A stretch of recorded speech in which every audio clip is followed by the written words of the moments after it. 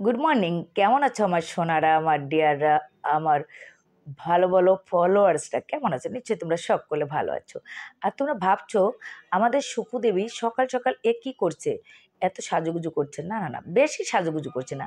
সকাল সকাল শ্যাম্পুটা করে নিলাম, এখনই যে রেডি হয়ে নিচ্ছি, আমরা এখন এক জায়গায় বেরোবো। তোমরা ভাবছো আমাদের সুপু দেবীকে কতদিন দেখি না, এই যে একটু দেখে নাও। হুম, এই যে দেখো, একদম দল বল নিয়ে বেরিয়ে পড়েছি। কোথায় যাচ্ছি, কি করছি, সবটাই তোমরা ভিডিওটা দেখলেই জানতে পারবে। এই যে দেখো, আমরা সবাই এখন গাড়িতে উঠে যাচ্ছি, কিন্তু প্রচণ্ড কারফিউ আছে, তার মধ্যে কিন্তু আমরা বেরিয়ে পড়েছি। বুঝতে হবে আমরা গোপালগঞ্জের মানুষ তো, তাই আমাদের একটু ভয়টাই কম। ঠিক আছে, চলো যাওয়া যাক। একদম ওই যে, এই পথ যদি না শেষ হয় তবে কেমন হতো তুমি বলো তো, না না তুমি বলো।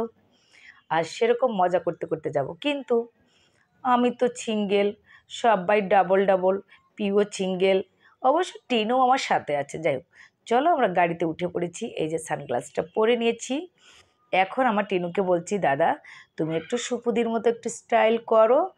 তা বলছে আচ্ছা করবো। জানো আমাদের টিনু শোনা কত সুন্দর কথা বলতে পারে, কত সুন্দর সাধু ভাষায় কথা বলে, প্রত্যেকটা কথা একদম স্পষ্ট। ওই দেখো, ওই দেখো স্টাইল দিচ্ছে, সব সময় আমাকেই ফলো করবে। আমি কেমন করে স্টাইল দিই, কেমন করে ছবি তুলি, সবটাই আমার টিনু কিন্তু ফলো করে।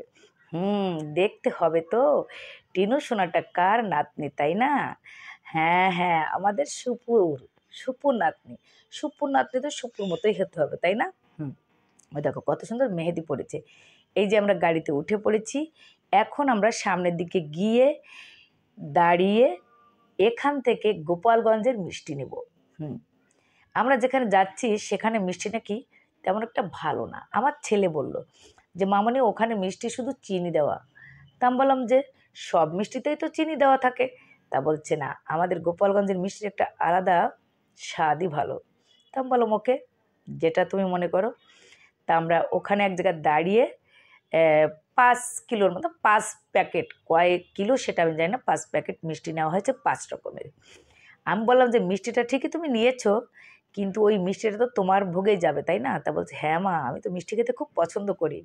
তা আমি বললাম চলো, তা আমি যে মিষ্টি খেতে পছন্দ করি সেটা কি তুমি নিয়েছো? তা বলছে হ্যাঁ, তোমারটাও নিয়েছি। তাহলে চলো, এই যে যাওয়া যাক। আবারও গানটা আমার খুব মনে পড়ে যাচ্ছে, এই পথ যদি না শেষ হয় তবে কেমন হতো তুমি বলো তো, না না তুমি বলো। কিন্তু কেউ তো বলার নেই। এই যে দেখো, এইটা হচ্ছে আমাদের গোপালগঞ্জের হেলিপড। এখানে কিন্তু ওই যে কি যেন বলে, উড়োজাহাজ নাকি হেলিকপ্টার নাকি এরকম, হটেভার, ওইগুলো ওখানে এসে দাঁড়ায়। আমরা অনেক ঘুরতে আসি ওখানে। এবার আমরা চলে আসছি চাপেল ব্রিজ, চাপল ব্রিজের উপর চলে আসছি। এখানেও আমরা ঘুরতে আসি, অনেক ঘুরতে এসেছি। আস্তে আস্তে করে প্রায় আমরা কাছায় গিয়েছি। দেখো, হঠাৎ করে আমার পথে এসে যখন আমি সানগ্লাসটা খুলতে গেলাম, সানগ্লাসটা ভেঙে গেল। আমার কত স্বপ্নের সানগ্লাসটা ভেঙে গেল, আমার যে কত কষ্ট হচ্ছে। আগে একটা সানগ্লাস ভাঙলো ঋতু, তারপর একটা ভাঙলো হচ্ছে আমার ননদ জামাই। এইটা আমার বেশি প্রিয়, এই সানগ্লাসটাও ভেঙে গেল, খুব কষ্ট হচ্ছে। এখন এই রোদ্দুরে কী করব? এখানে একটুখানি গাড়িটা দাঁড় করিয়ে ছেলেটাকে বললাম কিছু খাবার আন, আমার খুব ক্ষুধা পেয়ে গেছে। তা বলছে আচ্ছা ঠিক আছে, তোমরা এখানে একটু ঘোরাঘুরি করো, আমি খাবারটা নিয়ে আসি। তো ওখানে যাচ্ছে সিঙ্গাড়া আনতে, তারপরে পুরি আনতে। ঠিক আছে,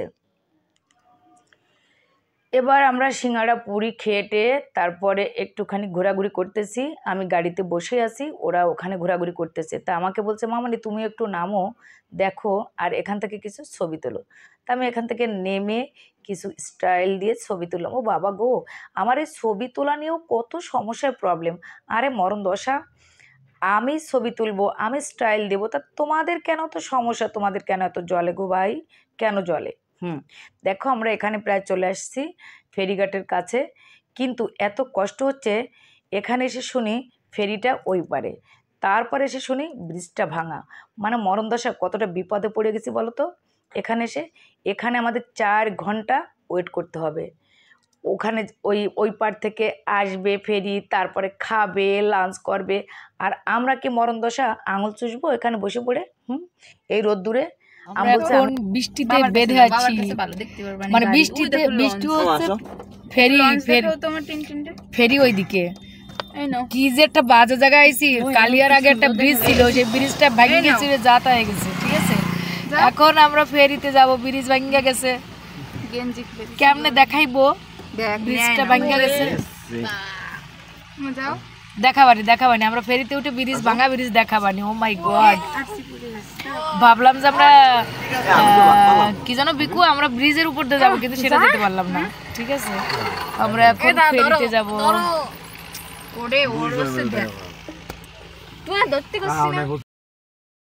যাই হোক, শখ দাবড়াতে গেলে তো একটুখানি কষ্ট করতেই হয়, তাই না বলো? ওই দেখো সেই ভাঙা ব্রিজ। আহারে, এই কালিয়ার কি অবস্থা! এখানে এমপি যে কি করে বুঝি না। একটা ব্রিজ তৈরি করতে গেলে সেই ব্রিজটাও ভেঙে পড়ে গেল। যদি মানুষ গরু মরতো তাহলে কি হতো?